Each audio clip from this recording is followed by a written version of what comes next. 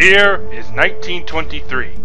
Out of Doncaster Works on February 23rd rolls out the third of the new Gresley A1 Pacifics. She is far from the last of this class to be built and is, as of this time, unnamed. None on this day could know that she is the member of the class that will go down in history, redefine speed, set countless records, travel the world, and become not only a symbol of the LNER, but of British engineering, national pride, and the era of steam throughout.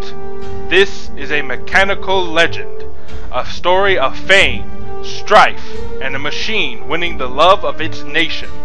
This is the story of Flying Scotsman. Originally, she was numbered as GNR 1472, due to the construction having been started under the auspices of the Great Northern Railway, as well as due to the LNER not having a dedicated system-wide numbering system. It wasn't until the A1 represented the LNER at the British Empire exhibit in Wembley in 1924 and 25 that she received her most famous number, 4472. With a permanent number in place, she was also named after the Flying Scotsman Express service which she was employed on. The Flying Scotsman service is a prestigious service from London to Edinburgh, of which number 4472 had hauled the inaugural train on May 1st, 1928. With suitably modified valve gear, a new version of the large 8-wheel tender which held 9 tons of coal, and being able to replenish water with the water trough system enabled, Scotsman traveled the 392-mile journey from London to Edinburgh in 8 hours non-stop. Another feature that allowed the trip without having to stop at the station was the corridor fitted in the tender that was cut through the tank, which allowed a passage from the carriage to the cab of the engine. With the corridor connection, the crews were able to switch shifts and keep the express running, rather than stopping at stations to switch out crews. On August 22, 1928, an improved version of the Gresley A1s appeared under the classification of A3. With plans to rebuild all existing A1s into A3s, those awaiting the works were reclassified into A10s to make way for newer Thompson and Peppercorn Pacifics. It wasn't until January 4th, 1947 that Flying Scotsman had emerged from Doncaster officially in A3 with her rebuild in place, which included a new boiler with a banjo dome and a double cowlchap chimney. Though the double chimney improved performance and economy, the soft exhaust and smoke usually drifted into the driver's forward vision, causing several problems. The remedy for the problem was found in the German-style smoke deflectors fitted to her in 1960, which she has worn since. By this time, the locomotive had been renumbered multiple times. Under Edward Thompson's comprehensive renumbering scheme for LNER, Scotsman ran under the number 502 in January 1946. However, come May of the same year, under the amendment of the plan, she had became number 103. With the nationalization of the railways on January 1st, 1948, most of the locomotives of the LNER were increased by 60,000, resulting in number 103 becoming number 60103 in December. The LNER knew the power of marketing and thus used Flying Scotsman in any way they could to promote their railway, using her as a symbol of engineering strength and progress in her time. On November 30th, 1934, they attempted their biggest publicity stunt to date, attempting the ton. A number of locomotives before Scotsman had made claims to achieving 100 miles per hour, but unfortunately had no speedometer or other means of verification. On her journey, Scotsman hauled a dynamometer car as a part of the train to officially record her speed and give a means of proof. With 9 tons of coal and a determined crew, Scotsman left King's Cross that morning on a mission. Driver Bill Sparshat was quoted as saying, "If we hit something today, we're gonna hit it hard." After a long journey and much hard work, just outside the station of Essedine, Scotsman achieved the ton before having to slow down for curve. She was given a hero's welcome into Edinburgh as the fastest locomotive in the world. After World War II, the LNER, as well as the other railways known as the Big Four, LMS, SE, and GWR, suffered greatly. Facilities, locomotives, and even track had been either damaged or destroyed in bombings throughout the war.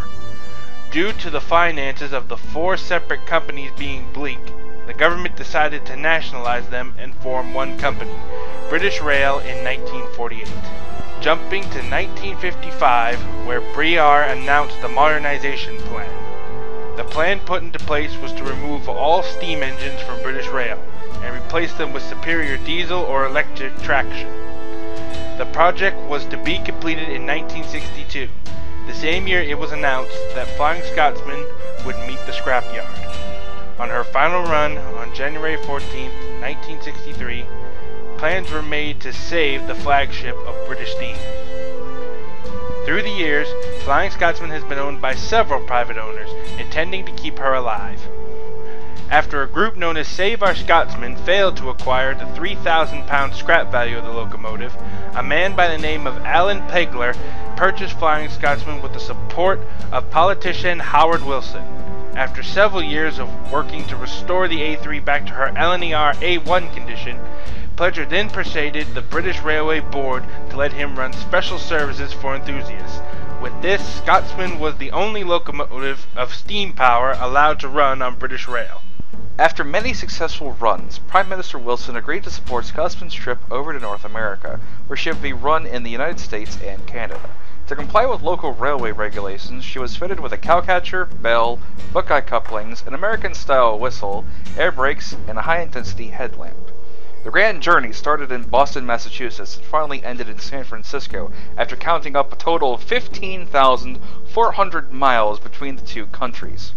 With a change in political party back home, Pegler had to run the 1970 run on his own, resulting in him ending the run £132,000 in debt and Flying Scotsman in storage at the U.S. Army Sharp Depot to keep her away from creditors. With Pegler bankrupt, William McAlpine stepped up to the plate and purchased Scotsman, bringing her this time to Australia. Bringing her back home after several tours, one of which included a 735-ton train over a 490 leg between Tarcoola and Alice Springs, the locomotive was then bought by Dr. Tony Marsington, who funded her £1 million overhaul, which is on record as the most expensive restoration in history. Flash forward to 2004, where Scotsman was bought in April by the National Railway Museum in York, where she became part of the National Collection, where she sits on the roster to this day. Now for the moment you've all been waiting for, comparing the real deal with the simulator model. First off, we find that there are different versions of the model in the game, but each staying true to the real design. Entering the cab, we find one of the most dynamically detailed cabs in the game. Unfortunately though, I couldn't find a picture of the real cab to do any comparisons. As with the other express engines, she is fitted with this box here, which is a computer system that detects red signals you are approaching on the line, and will throw on the brakes if you do not acknowledge it. When it comes to the whistle, I found that Scotsman had been fitted with different whistles at different ages in her life, one being the bell whistle and the other being the chime whistle. I couldn't get any footage of the actual whistles being played, but I did some research and found that the simulator Scotsman is fitted with what's called the teapot whistle. Having never heard her with another whistle, this one seems to fit, for me at least. And finally we have the last hurrah, speed. Now I know what most of you wanted to see, Flying Scotsman barreling down the line at over 100 miles per hour, but I must disappoint you. No matter what I try to do, I can't seem to get her to go over 90, and it is seriously confusing me. Perhaps the wartime model I have wasn't programmed to go over 90 and others were.